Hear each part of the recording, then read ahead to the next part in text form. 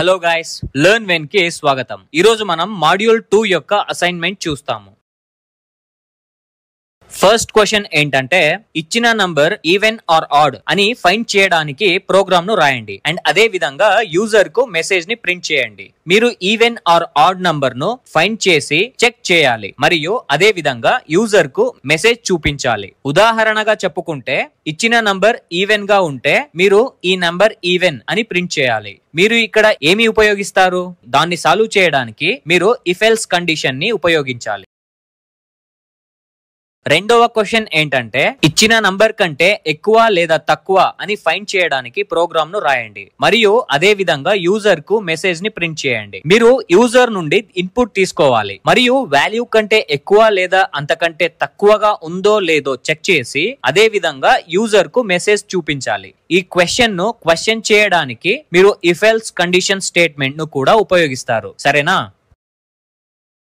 మూడవ క్వశ్చన్ గురించి చూద్దాం. ఇవ్వబడిన పర్సెంటేజ్ వాల్యూ యొక్క గ్రేడ్ ని ఫైండ్ చేయడానికి ప్రోగ్రామ్ ను రాయండి అండ్ ఇచ్చిన క్రైటీరియా ప్రకారం మెసేజ్ ని ప్రింట్ చేయండి. నేను మీకు ఇక్కడ 5 క్రైటీరియాస్ ఇచ్చాను. అవి ఏంటంటే, 70% కంటే ఎక్కువ ఉంటే మీరు యూజర్ కు ఏ గ్రేడ్ ను ప్రింట్ చేయాలి. 65% కంటే ఎక్కువ అయితే 75 కంటే తక్కువగా ఉంటే యూజర్ కు B+ గ్రేడ్ ని ప్రింట్ చేయండి. మూడవ క్రైటీరియా ఏమంటే, 60% కంటే ఎక్కువ అయితే 65% కంటే తక్కువగా ఉంటే యూజర్ కు B గ్రేడ్ ను ప్రింట్ చేయండి. నాలుగవ క్రైటీరియా ఏంటంటే, 55% కంటే ఎక్కువ అయితే 60% కంటే తక్కువగా ఉంటే యూజర్ కు C గ్రేడ్ ను ప్రింట్ చేయండి.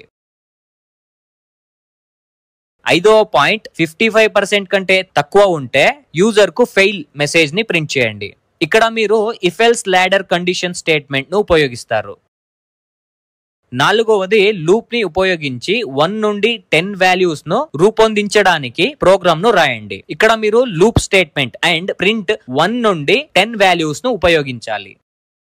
తదుపరిది ఫిఫ్త్ క్వశ్చన్ ఏంటంటే, ఫర్ లూప్ ని ఉపయోగించి 10 నుండి 1 వాల్యూను జనరేట్ చేయడానికి ప్రోగ్రామ్ ను రాయండి. ఇక్కడ మీరు ఏం చేస్తారు? మీరు 10, 9, 8, 7, 6 మొదలైన రివర్స్ వాల్యూను ప్రింట్ చేయాలి మరియు మీరు ఇక్కడ ఫర్ లూప్ కోసం ఉపయోగించాలి.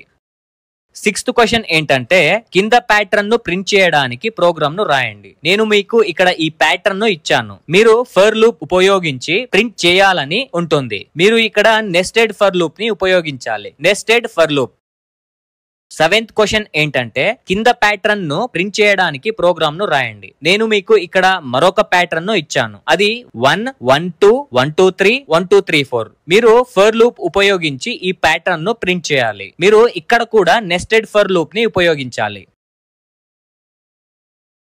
ఎయిత్ క్వశ్చన్ ఏంటంటే, స్ట్రింగ్ బిల్ట్ ఇన్ ఫంక్షన్ ని ఉపయోగించి ఈ స్ట్రింగ్ హలో పైథాన్ అని అప్పర్ కేస్ కి మార్చడానికి ప్రోగ్రామ్ ను రాయండి. హలో పైథాన్ ను స్మాలర్ లెటర్ నుండి క్యాపిటల్ లెటర్స్ కు మార్చడానికి మీరు స్ట్రింగ్ బిల్ట్ ఇన్ ఫంక్షన్ ను ఉపయోగించాలి. నైన్త్ క్వశ్చన్ గురించి ఏంటంటే, ఈ స్ట్రింగ్ ను హలో పైథాన్ గా మార్చడానికి ఒక ప్రోగ్రామ్ ను రాయండి. చూడండి, నేను పై దానిని చిన్నగా అండ్ దీన్ని క్యాపిటల్ గా రాశాను మరియు మీరు బిల్ట్ ఇన్ ఫంక్షన్ ని ఉపయోగించి స్మాల్ లెటర్స్ ను లోయర్ కేస్ కి మార్చాలి. స్ట్రింగ్ యొక్క బిల్ట్ ఇన్ ఫంక్షన్. ఇక్కడ మీరు స్ట్రింగ్ యొక్క బిల్ట్ ఇన్ ఫంక్షన్ తో పని చేస్తారు.